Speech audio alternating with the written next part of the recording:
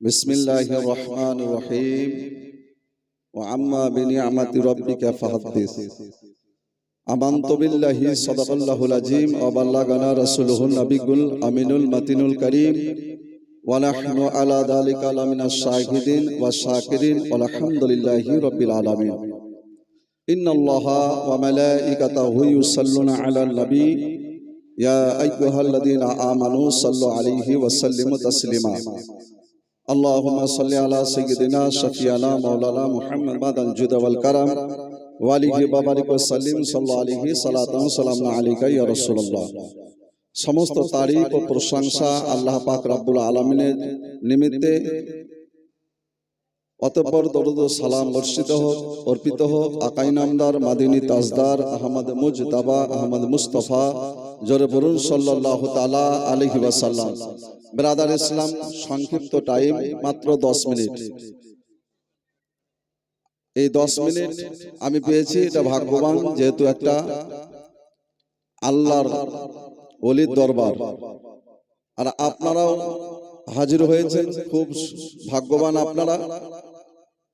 একটা কথা মনে রাখবেন, যার মধ্যে আল্লাহর ওলিদের মহব্বত থাকবে তারাই হলো জান্নাতি। জোরে বলুন সুবহানাল্লাহ। ব্রাদার ইসলাম, কোরআন শরীফে একটি আয়াতে কারিমা তেলাওয়াত করেছি, ওয়া আম্মা বিনিআমাতি রাব্বিকা ফাহাদ্দিস। এই আয়াতের অর্থটা হলো, আল্লাহ বলছেন আমার নিয়ামতের প্রশংসা করো, আমার নিয়ামতের গুণ গাও, আমার নিয়ামতের চর্চা করো। দেখবেন অনেক মানুষের নাম নিয়ামত হয়, হয় কি হয় না? অনেক মানুষের নাম নিয়ামত হয়। ভাবিয়েন না যে হয়তো ওই নিয়ামতের কথা বলা হচ্ছে। এই জন্য আল্লাহর নিয়ামতের প্রশংসা করার আগে আমাদেরকে নিয়ামত নির্বাচন করতে হবে, তবেই গিয়ে সেই নিয়ামতের প্রশংসা করা বা সেই নিয়ামতের গুণ গাহা সঠিক হবে। আল্লাহর নিয়ামত আপনার দুটি হাত, আল্লাহর নিয়ামত আপনার দুইটি চোখ, আল্লাহর নিয়ামত আপনার দুইটি পা, আল্লাহর নিয়ামত হচ্ছে আপনার ব্রেন। এই প্রত্যেকটা অঙ্গ প্রত্যঙ্গ আল্লাহর নিয়ামত। এই নিয়ামতের যদি আপনি প্রশংসা করতে যান, এই নিয়ামতের যদি গুণ গাহিতে যান, তো সারা জিন্দেগি শেষ হয়ে যাবে, কিন্তু এই এক একটা নিয়ামতের প্রশংসা করে শেষ করতে পারবেন না। যার জন্য উচিত হবে যে আল্লাহর যেটা সবচাইতে বড় নিয়ামত, সেই নিয়ামতের প্রশংসা করতে হবে। আল্লাহর যেটা সবচাইতে বড় নিয়ামত, সেই নিয়ামতের গুণ গাহিতে হবে। মনে রাখবেন, কেউ জমিনকে হয়তো আল্লাহর বড় নিয়ামত ভাবতে পারেন, আকাশকে আল্লাহর বড় নিয়ামত ভাবতে পারেন, কিন্তু মনে রাখতে হবে কোরআন এবং হাদিসের দলিল মোতাবেক জমিনের চাইতেও আল্লাহর বড় নিয়ামত হলেন আমাদের নবী মুস্তাফা। আকাশের চাইতেও আল্লাহর বড় নিয়ামত হলেন আমাদের নবী মুস্তাফা। আকাশের সূর্যের চাইতেও আল্লাহর বড় নিয়ামত হলেন আমাদের নবী মুস্তাফা। আকাশের নক্ষত্র চাইতেও আল্লাহর বড় নিয়ামত হলেন আমাদের নবী মুস্তাফা। আকাশের হুরকিলামানের চাইতেও আল্লাহর বড় নিয়ামত হলেন আমাদের নবী মুস্তাফা। জাহান্নামের চাইতেও আল্লাহর বড় নিয়ামত হলেন আমাদের নবী মুস্তাফা। খোদার তৈরি করা জান্নাতের চাইতেও আল্লাহর বড় নিয়ামত হলেন আমাদের নবী মুস্তাফা। খোদার তৈরি করা জান্নাতের চাইতেও আল্লাহর বড় নিয়ামত হলেন আমাদের নবী মুস্তাফা। এই নবী মুস্তাফার প্রশংসা করতে হবে, এই নবী মুস্তাফার গুণ গাইতে হবে, এই নবী মুস্তাফার চর্চা করতে হবে। আপনি হয়তো বলবেন, নবী মুস্তাফার প্রশংসা করলে কি পাওয়া যাবে? এই জন্য শায়ের বলেছেন, কি মোহাম্মদ সে ওয়াফা তুনে তো হাম তেরে হ্যাঁ, কি মোহাম্মদ সে ওয়াফা তুনে তো হাম তেরে হ্যাঁ, ये क्या जहां चीज है लौहे कलम तेरे हैं। বলে নবী মুস্তাফার প্রশংসা করলে জমিন তো জমিন আল্লাহর আল্লাহর লাহে কালামের হকদার হয়ে যাবেন। জোরে বলুন সুবহানাল্লাহ। ব্রাদার ইসলাম, নবীর প্রশংসা করলে কি পাওয়া যাবে? নবীর যদি প্রশংসা না করেন, নবীর যদি চর্চা না করেন, জান্নাত পাবেন না। আপনি মনে রাখবেন, দেখবেন বেটার কাছ থেকে শ্রদ্ধা পেতে গেলে না বাপের কাছ থেকে শ্রদ্ধা পেতে গেলে বেটার প্রশংসা করতে হয়। হয় কি হয় না? চলতি পথে যান, আপনি ট্রেনে যান অথবা বাসে যান, ব্রাদার ইসলাম, আপনি এখান থেকে দেখা গেল আপনাদের রেলওয়ে স্টেশন যেটা আছে সেখানে, আপনি সেখান থেকে কলকাতায় যাবেন।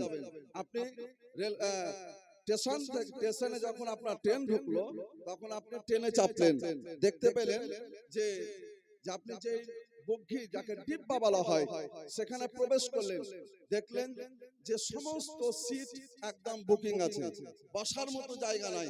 তবে হ্যাঁ, সামনে একটা সিট দেখতে পাওয়া গেল যেখানে একটা মহিলা এবং একটা পুরুষ দুই সাইডে আছে, আর বাচ্চাটা মিডিলে বসে আছে। বাচ্চাটা মিডিলে বসে আছে। ব্রাদার ইসলাম, ওই বাচ্চার সঙ্গে আপনি ইশারায় কথা বলবেন। বলেন, দেখেন আপনার বাচ্চারা দেখবেন ইশারা পেয়ে বাচ্চারা ইশারায় কথা বলে। আপনি ইশারায় কথা বলছেন, বাচ্চাটাকে ডাকলেন, বাচ্চা আপনার কাছে আসলো, বাচ্চার মাথায় হাত বুলাচ্ছেন, বাচ্চাকে আপনি কোলে নিলেন, নেওয়ার পর বাচ্চার প্রশংসা করছেন যে বেটা তুমি একদিন লেখাপড়া করে তোমার মা এবং বাপের মুখ উজ্জ্বল করবে।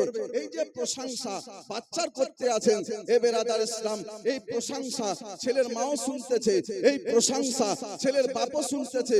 কিছুক্ষণ পর তখন দেখবেন আপনার সেই মহিলা তার স্বামীকে বলবে, বলে একটু সরে যাও।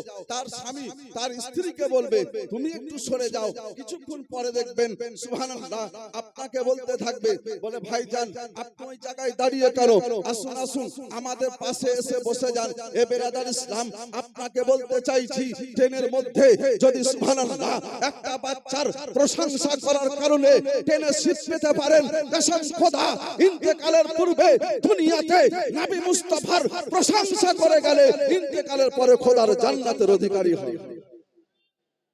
নবীর প্রশংসা করতে হবে, নবীর প্রশংসা না করলে এ বেরাদার ইসলাম খোদার জান্নাত পাওয়া যাবে না। তাই আপনাদের সকলকে বলবো বেশি বেশি করে নবীর প্রশংসা করবেন, আর নবী মুস্তাফার যারা পাক্কা আশিকে রাসূল আছেন তাদের প্রতি আপনাকে তাদেরও প্রশংসা করতে হবে এবং তাদের সঙ্গে মহব্বত রাখতে হবে। জোরে বলুন সুবহানাল্লাহ। তিনাদের সঙ্গে মহব্বত রাখতে হবে। এ বেরাদার ইসলাম, আপনাকে একটা কথা বলতে চাই, আপনার যখন আমরা মাদ্রাসায় পড়াশোনা করতাম তখন সুবহানাল্লাহ একটা কিতাব পড়েছিলাম, যে কিতাবটির নাম হলো কালিয়বীর শরীফ। সেই কিতাবের মধ্যে একটা ঘটনা বর্ণিত হয়েছে, একটা ওয়াকিয়া বর্ণিত হয়েছে, যেখানে লেখা আছে কিয়ামতের দিনে প্রত্যেক মানুষের হিসাব হবে। মুসলমান কিছু খাস ব্যক্তি থাকবে যাদের কোনো হিসাব হবে না। এ বেরাদার ইসলাম, বাদবাকি পৃথিবীর প্রতিটা মুসলমানের প্রত্যেকটা মানুষের হিসাব ও কিতাব নেওয়া হবে। মুসলমান কোন একজন ব্যক্তির ফয়সালা হবে যে ইজাহাবু ইলান নার, তুমি জাহান্নামে চলে যাও। ওই ব্যক্তি যখন জাহান্নামে যাওয়ার জন্য যাত্রা আরম্ভ করবে, হাঁটতে আরম্ভ করবে, তখন খোদার তরফ থেকে একটা হুকুম হবে, হে জিবরিল যাও ও বান্দাকে জিজ্ঞেস করো। জিবরাইল ফেরেশতা বলবে, আল্লাহ আপনি যা কিছু ফয়সালা করে দিয়েছেন এর উপরে আর কি জিজ্ঞেস করব? আল্লাহ বলবেন, যাও যাও ওই বান্দাকে বলো দুনিয়াতে তার বাড়ি ছিল, দুনিয়াতে সংসার ছিল, দুনিয়াতে অনেক বন্ধু ছিল, সুবহানাল্লাহ, ওই ব্যক্তি কোন একজন আল্লাহ ওয়ালাকে ভালোবাসতো কিনা এই কথাটা জিজ্ঞেস করো। জোরে বলুন সুবহানাল্লাহ। এই কথাটা জিজ্ঞেস করো। আল্লাহর ফেরেশতা জিবরাইল আলাইহিস সালাম ওই বান্দার কাছে যাবে, বান্দাকে বলবে, হে বান্দারে দুনিয়াতে অনেক বন্ধু ছিল, অনেক ফ্রেন্ড ছিল, তোমার কোন একজন বান্দা, তোমার একজন বন্ধু কোন একজন আল্লাহ ওয়ালাকে ভালোবাসতো কিনা বলো বলো। সুবহানাল্লাহ। ওই ব্যক্তি বলবে, বলে হ্যাঁ হ্যাঁ আমার একটা বন্ধু ছিল, সুবহানাল্লাহ, তবে আমার একটা বন্ধু ছিল, সেই বন্ধু একজন আল্লাহ ওয়ালাকে ভালোবাসতে ছিল, সুবহানাল্লাহ, একজন আলিমে দ্বীনকে ভালোবাসতো, সুবহানাল্লাহ। এই কথাটা যখন আল্লাহর দরবারে পৌঁছে যাবে, আল্লাহ বলবে, বলে হে জিবরাইল ফেরেশতা, একে জাহান্নামে লয়, একে সেই আল্লাহ ওয়ালা অর্থাৎ আলিমের দ্বীনের ওসিলা থেকে আমি জান্নাতি করে দিলাম। জোরে বলুন সুবহানাল্লাহ। একে জান্নাতি করে দিলাম। এ মুসলমান, আপনাদেরকে এই আম্বরিয়া দরবার শরীফ থেকে মেসেজ দিতে চাই যে সুবহানাল্লাহ, কাল কিয়ামতের দিনে একজন আলিমের ওসিলায় যদি সুবহানাল্লাহ ওই ব্যক্তি জান্নাতের অধিকারী হতে পারেন, ওই ব্যক্তি জান্নাতের অধিকারী যদি হতে পারেন সুবহানাল্লাহ, তাহলে আপনারা আজকে কত খুশনসিব যে একজন সুবহানাল্লাহ আল্লাহ ওয়ালার দরবারে উপস্থিত হয়েছেন একমাত্র মহব্বতের কারণে। এই মহব্বত কিয়ামতের দিনে যদি আপনি পেশ করতে পারেন তো সুবহানাল্লাহ একজন নয় বরং যতজন ইনার সঙ্গে কানেকশন থাকবে, ইনার সঙ্গে মহব্বত থাকবেন, ততজন খোদা জান্নাতে যাবে। বক্তব্য ইতি করছি, বলা ভাষার মাধ্যমে যদি হয়ে থাকে ভুল ত্রুটি আমা আলাইনা।